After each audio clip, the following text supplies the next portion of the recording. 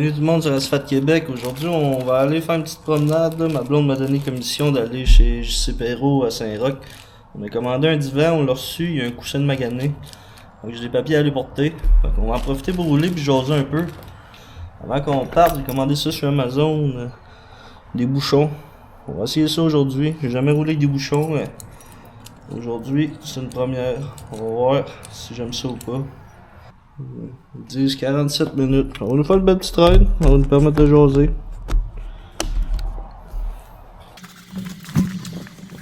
On va aller fermer la porte de garage.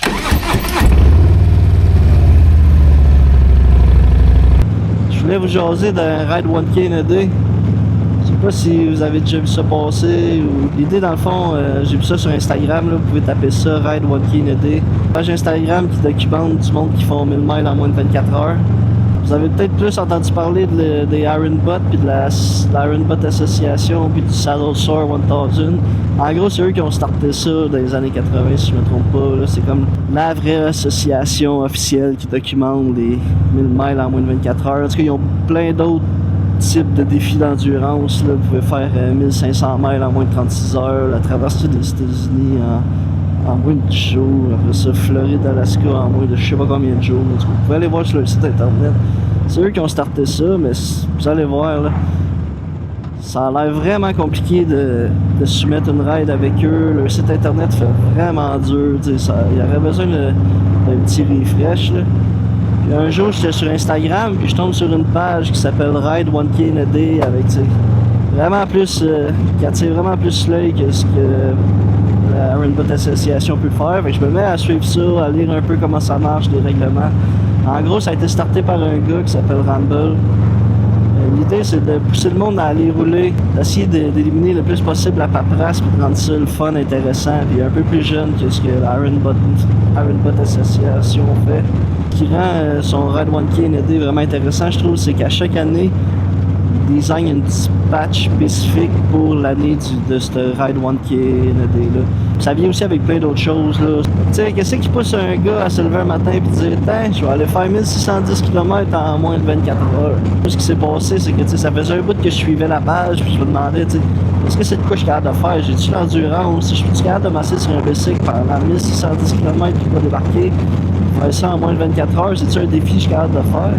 Puis je voulais le faire, ça m'intriguait, puis arrive 2021, j'avais eu beaucoup de troubles avec mon Street Bob cette année-là, il avait passé quasiment 2 mois au garage, il faut se rappeler, c'était pendant la COVID, les pièces étaient rares, en tout cas, c'était bien du trouble. Fait que je m'étais dit, aussitôt qu'il sort du garage, je me claque un 1000 miles en 24 heures, ça va me permettre de rouler, donc j'ai pas vraiment roulé de l'été, puis je vais savoir si je suis capable de le faire.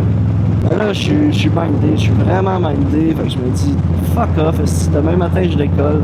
Là, je monte au Saguenay, monter par le parc, après ça, quand je suis arrivé à l'heure dorée, comme j'ai dit dans les vidéos précédentes, là, j'étais pas sûr que mon Street Bob avait une tank assez grosse, fait que j'avais acheté du 5 litres. Ça m'a sauvé la vie, j'ai pu me rendre à Chibougamau tanké, puis ainsi de suite. Ça m'a pris une vingtaine d'heures à faire mon 1000 miles a day.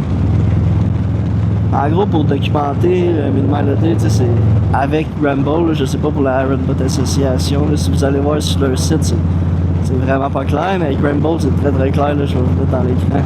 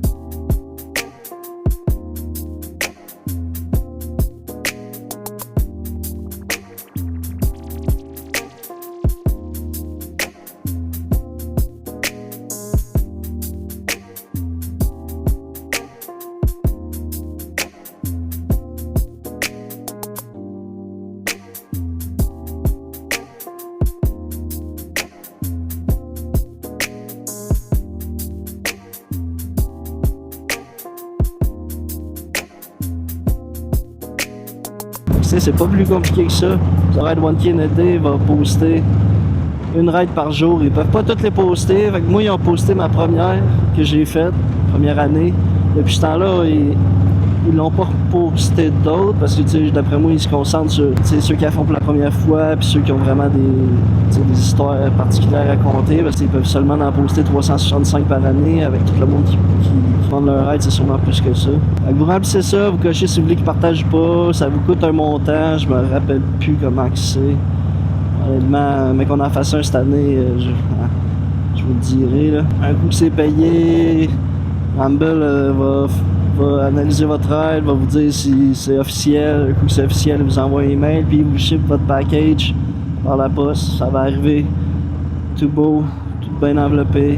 Comme je vous dis, moi j'en ai fait 4 au total. J'ai fait la loupe que je viens de vous parler là. La première année, tout seul, c'était vraiment pas une super idée. Là. Honnêtement, ça allait super bien. Puis quand j'étais arrivé dans le bout, il est arrivé. J'ai soupé, là, j'étais creux en Abitibi. Je sais même pas, je pense que c'était même plus en Abitibi. Là. Je pense que j'étais rendu au nord du Québec. Là. J'étais à. Ah, comment ça s'appelle? Ouais, c'est ça, j'étais à Lebel-Scovillon. J'ai arrêté de souper, il était comme 5-6 heures le soir. Là, on s'entend, on est en septembre. Après ça, c'est tombé noir vraiment vite. Là, j'ai fait Quevillon à Val-d'Or dans le gros noir, la vitre qui buait parce qu'il y avait comme une petite pluie pas trop forte.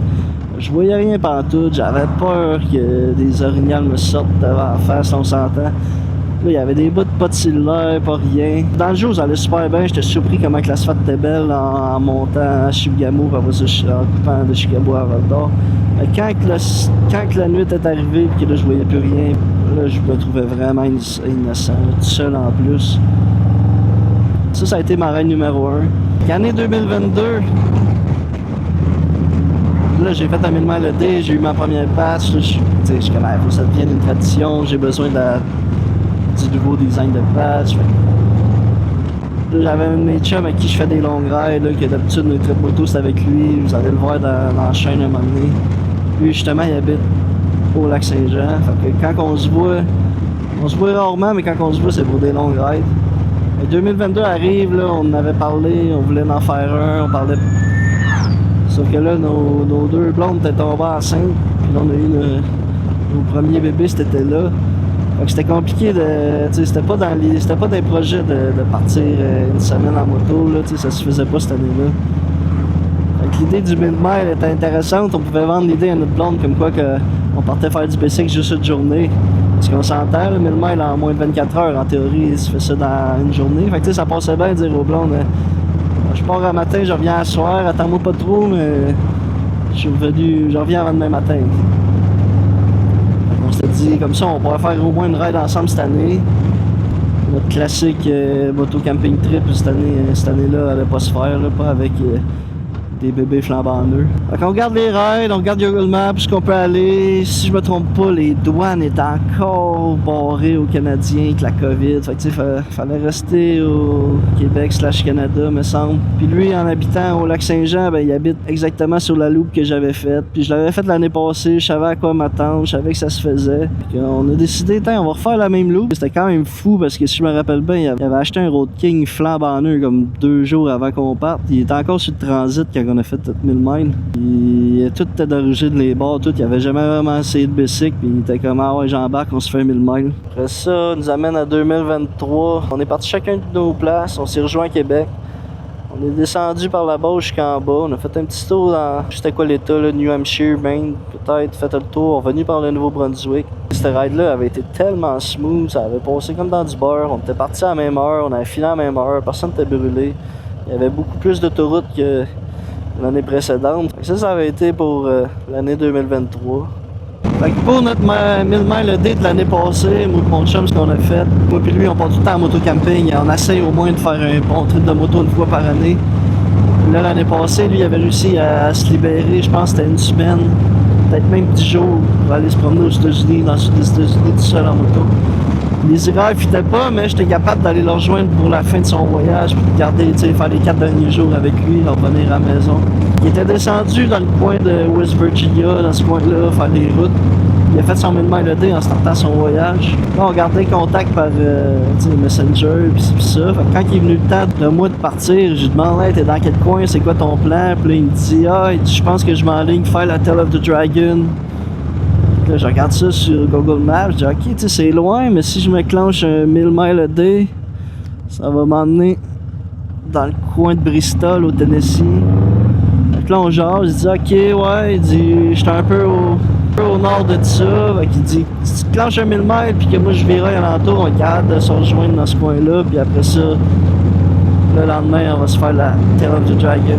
Je pack tout le bicycle, je rentre Tail of the Dragon sur le GPS. Ce matin-là, je décolle encore à ça, je pense à 2h du matin. Je clenche sur l'autoroute tout le long, c'est à 81, quasiment tout le long en descendant. Ça a été mon 1000 miles a day le plus facile, qui a passé le plus vite. On s'entend, c'était juste l'autoroute, ça a roulé, ça a bien descendu. J'avais une destination, j'avais quelqu'un à aller rejoindre. J'ai clenché le 1000 miles, j'ai rejoint mon chum, on a couché justement à Bristol. Le lendemain, on est descendu encore plus au sud, on s'est fait la Tail of the Dragon, c'était vraiment le fun. Et je vais pouvoir retourner dans ce coin-là, c'est sûr, certain. Là. J'attends qu'il fasse la Blue Ridge Parkway, puis qu'elle soit toute réparée, on retourne là, on fait la Tail of the Dragon, Blue Ridge Parkway, Chocula Highway, là, toutes les routes dans ce coin-là. C'est vraiment un paradis de la moto, là. Si vous n'y avez jamais été, je vous le conseille. Fait pour revenir au trip, faire Tail of the Dragon, puis après ça, on commence à s'en retourner à la maison tranquille en remontant au nord. Il y en a gros qui vont appeler ça, on a fait un trip sans chier, mais ça a permis d'aller faire la Tail of the Dragon, puis tu sais, c'est marqué ça va être marqué dans ma tête, là, pour toujours, là, c'était vraiment une belle ride.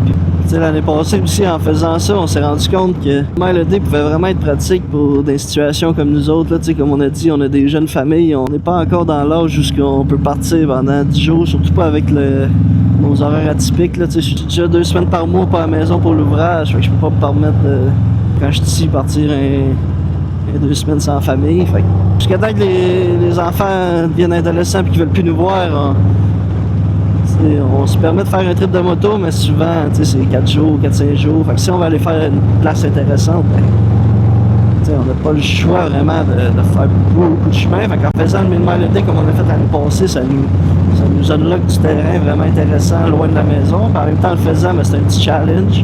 Ça nous rapporte de quoi avec la patch. C'est sûr qu'on paye pour ça, mais c'est un petit bragging right. Tu dis, là, ça fait 5 ans en ligne que je fais un 1000 miles a day. Puis ça permet aussi de savoir que même qu'on soit plus vieux puis qu'on ait le temps, puis qu'on soit capable d'étirer nos trips un peu plus, ben on sait où aller pour en profiter encore plus. Bon, on est arrivé chez Perrault, je vais aller porter ce que ma blonde voulait que je vienne porter. Puis après ça, je vous parle du trip de moto qu'on a prévu cette année. Bon, ben mission accomplie. On a été porter ce que ma femme voulait qu'on aille porter. On va pouvoir retourner à la maison. Petit review des bouchons que je vous ai parlé en début de vidéo, pour vrai, j'aime bien ça. Je pense que je vais les mettre tout le temps à cette heure. Là.